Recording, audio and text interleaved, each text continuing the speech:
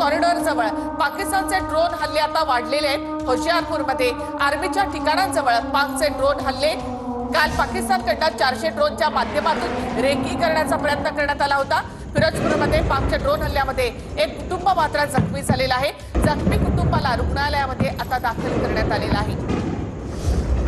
फिरोजपूरमध्ये दृश्य जे आपण या ठिकाणी पाहताय, कर्तारपूर कॉरिडॉर जवळ पाकचे ड्रोन हल्ले जे आहेत ते सध्या वाढलेले आहेत आणि प्रत्येक हल्ल्याला उत्तर दिले जात आहे। होशियारपूरमध्ये आर्मीच्या ठिकाणांजवळ पाकचे ड्रोन हल्ले पाहायला मिळत आहेत आणि त्याला प्रत्येक हल्ला जो आहे तो परतवून लावला जातोय।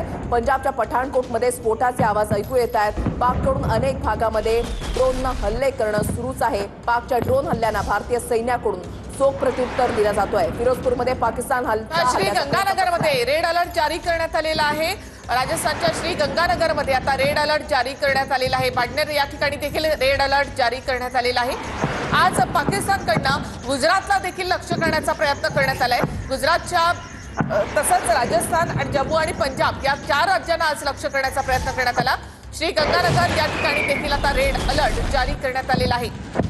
गुजरातच्या बनासकांठा भागामध्ये ड्रोन हल्ल्याचा प्रयत्न पाकिस्तानचा, मात्र त्या ठिकाणी सुद्धा आपल्या एअर डिफेन्स सिस्टीमनं कमाल केलेली आहे। प्रत्येक हल्ला जो आहे तो परतवून लावलेला आहे। श्रीगंगानगरमध्ये रेड अलर्ट जो आहे तो जारी करण्यात आला आहे। पाकचे ड्रोन हल्ले भारतीय लष्करानं पूर्णपणे हाणून पाडलेले आहेत। जम्मू, नौशेरा, सांबा, पोखरणमध्ये ड्रोन जे आहेत ते पाडण्यात आलेले आहेत। श्रीगंगानगरमध्ये रेड अलर्ट जो आहे तो जारी करण्यात आलेला आहे। ब्लॅकआउट हे 3 राज्यांमध्ये करण्यात आलेलं आहे। राजस्थानच्या श्रीगंगानगरमध्ये संपूर्णपणे ब्लॅकआउट करण्यात आलेला आहे। पंजाबच्या पठाणकोटमध्ये स्फोटाचे आवाज ऐकू येत आहेत। तर अमृतसरमधील ड्रोन हल्ल्याचे प्रयत्न भारतानं परतवले।